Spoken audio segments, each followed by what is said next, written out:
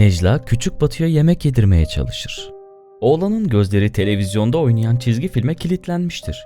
Kaşığı ağzına götürse bile bakışları ekrandan ayrılmaz. Salonda sessiz bir denge vardır. Biri uğraşırken diğeri ilgisizdir. Köşede Tarık oturur. Kahvesinden yudum alır, elindeki dergiye dalmış gibi yapar. Necla dayanamaz. Kumandayı alıp televizyonu kapatır. Bir anlık sessizlik olur. Ardından Batu'nun öfkesi patlar. Küçük yüzü gerilir, sesi aniden yükselir. Kumandayı annesinin elinden kapar, televizyonu yeniden açar. Ekrana döner. Necla dona kalır. Gözlerini Tarık'a çevirir. Bu sessiz bir yardım çağrısı gibidir. Ancak Tarık sadece keyifle sırıtır. Gözlerinde oğlunun bu hırçınlığını onaylayan bir gurur vardır. Kahvesinden bir yudum daha alır. Hiçbir şey olmamış gibi dergiyi çevirir. Necla'nın omuzları düşer. Kaşığı elinden bırakır, oğluna değil bir duvara bakar gibi bakar artık. Yorgun, çaresiz ve sessizdir. Bir annenin içindeki kırılma bu evin sessizliğine karışır.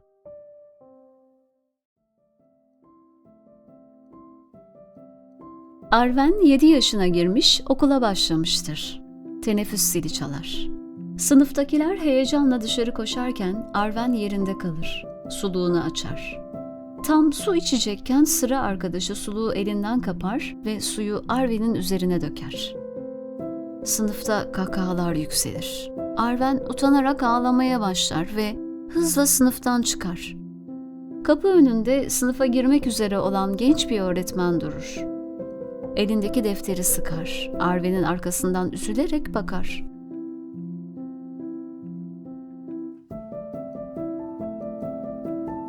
Takım elbisesinin içinde özenli ve sakin bir tavırla Salim bilgisayar başında çalışmaktadır. Telefonu çalar.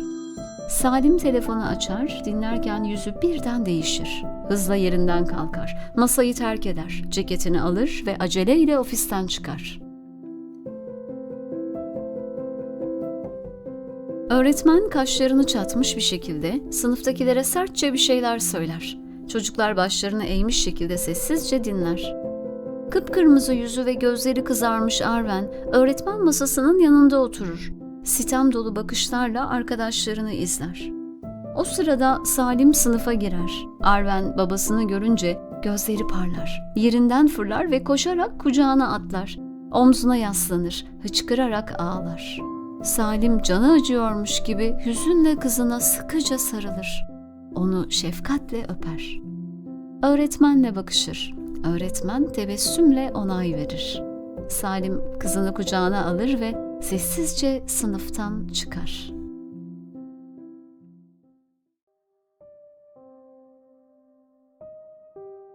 Batu 7 yaşına girmiş ve ilkokula başlamıştır. Müdürün odasında yanında bir arkadaşıyla birlikte ayakta bekler. İkisinin de okul formaları dağılmış, saçları darmadağındır. Başlarını öne eğmiş, sessizce beklerler. Biraz sonra Tarık ve Necla içeri girer. Necla telaşla oğlunun yanına yaklaşır. Diz çökerek bir şeyler fısıldar. Batu ters bir bakışla annesine karşılık verir. Ardından diğer çocuğun ailesi odaya girer. Gözleri öfkeyle dolar. Aynı anda Tarık'ın yüzü de gerilir.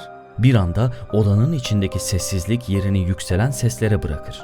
İki baba öfkeyle birbirine doğru atılır gibi bağırmaya başlar. Sesler büyür, kelimeler birbirine karışır, oda kavgayı andıran bir gerginliğin içine gömülür. Köşede duran iki küçük çocuk korkuyla olanları izler. Gözlerinde endişe, omuzlarında suçluluk vardır. Necla ve diğer çocuğun annesi yorgun ve kırgın bakışlarla aynı anda başlarını olumsuz anlamda sallar. O an babaların öfkesiyle annelerin suskunluğu arasındaki fark bütün ağırlığıyla hissedilir.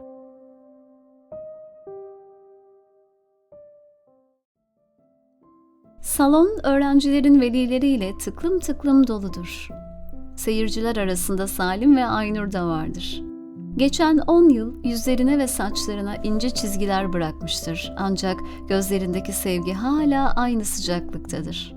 Arven 10 yaşındadır. Sınıf arkadaşlarıyla birlikte sahne arkasında dans gösterisi için sıraya dizilmiş halde bekler.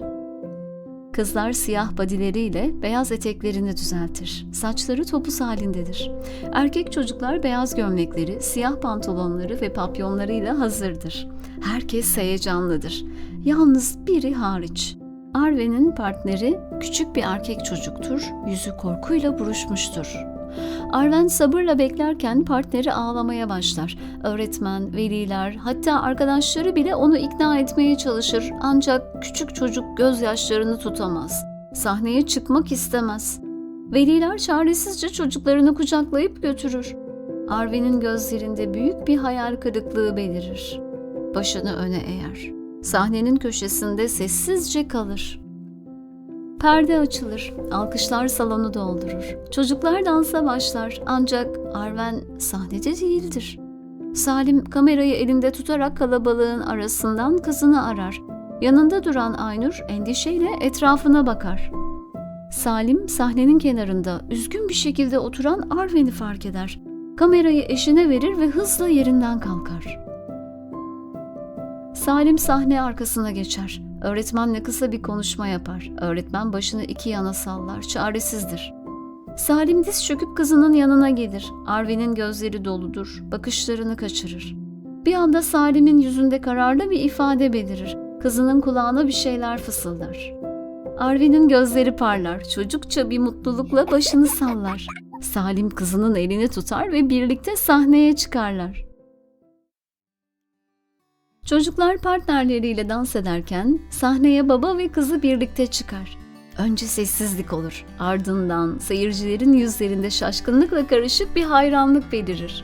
Aynur elinde kamera, gözleri dolu bir şekilde izler.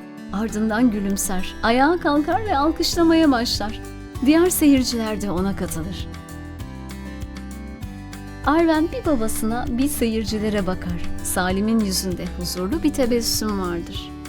O an baba ve kız sahnenin ortasında yalnızca birbirlerine ait bir dünyada dans ederler.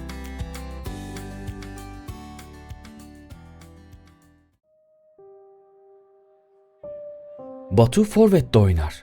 Yaşıtlarıyla birlikte sınıflar arası futbol turnuvasındadır. Topu alır, arkadaşlarıyla paslaşarak kaleye yaklaşır ve sert bir şutla gol atar. Seyircilerden alkışlar yükselir.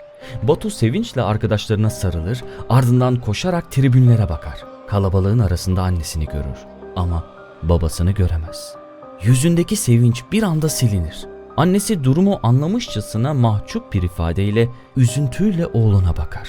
Batu kaşlarını çatar, başını öne eğer ve sessizce yerine döner. Oyun yeniden başlar. Batu bir anlık öfkeyle rakip oyuncuya sert bir faul yapar. Çocuk yere düşer, saha karışır. Öğrenciler birbirine girer, bağırışlar yükselir. Küçük bir çocuğun içindeki boşluk bir anda öfkeye dönüşür.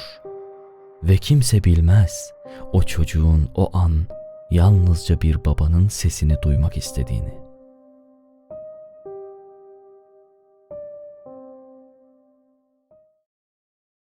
Konferans salonu mezuniyet töreni için özenle hazırlanmıştır. Sahne, üniversitenin logosu ve büyük harflerle yazılmış mezuniyet töreni pankartıyla süslenmiştir. Veliler, kameralar, çiçekler ve alkış sesleriyle dolu kalabalığın arasında Salim ve Aynur yerlerini alır. Yıllar onların yüzlerine ince çizgiler olarak işlenmiştir. Salim'in saçlarına düşen kırlar, omuzlarına çöken hafif yorgunluk ama gözlerinde hala aynı sevgi, aynı gurur vardır.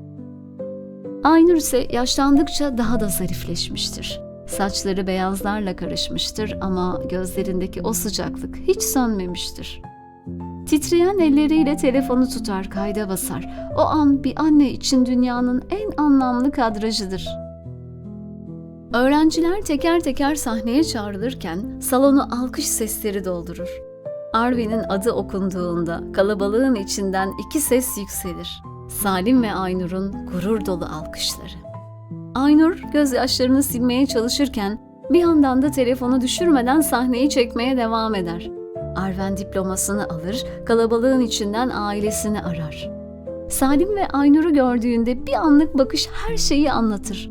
Babasıyla göz göze geldiğinde yüzüne bir tebessüm yayılır. Aynur'un yanaklarından süzülen yaşlar hem gururun hem de yılların emeğinin sessiz ifadesidir. Kalabalığın arasında buluşurlar. Aynur kızına sımsıkı sarılır. Elleri titrerken gözleri sevinçle parlar. Salim birkaç adım geriden yaklaşır. Bir an durur, onları izler. Yıllarca tuttuğu nefes o an göğsünden sessizce taşar. Sonra ağır adımlarla yanlarına gelir, ellerini Arwen'in omzuna koyar. Ama bu sıradan bir dokunuş değildir. Parmaklarının ucunda bir ömür vardır. Kaygılar, gurur ve artık büyüdü diyememenin ağırlığı. Bu sırada Batu kendi ailesinin tebriklerini alır. Tarık'ın saçları tamamen beyazlamıştır. Yüzündeki sert ifadelerin izleri daha da belirgindir. Necla kırışıklıklarına rağmen sıcak bir anne şefkatiyle gülümser. Batu huzursuzdur. Gözleri sürekli Arwen'i arar. Kalabalığın arasında onu bulduğunda bakışları buluşur. Batu'nun yüzünde hafif ama anlamlı bir gülümseme belirir ve yavaşça ona doğru yürür. Arwen, Batu'yu ailesine tanıtırken heyecanlıdır. Salim, Batu'ya değerlendiren bir bakışla bakar. Aynur ise şefkatle ve anlayışla inceler. Batu'nun mahcup duruşu ve Arwen'e duyduğu bağlılık bakışlarından açıkça okunur. Tarık oğlunun arkasında gururla durur. Sert bir tokalaşmayla Salim'in ölçülü tavrı karşılaşır. İki farklı baba figürü arasında kısa ama anlamlı bir sessizlik doğar. Necla sıcak bir gülümsemeyle Aynur'a bakar. İki annenin gözlerinde hem geçmişin izleri hem de çocuklarının büyüdüğünü görmenin huzuru vardır.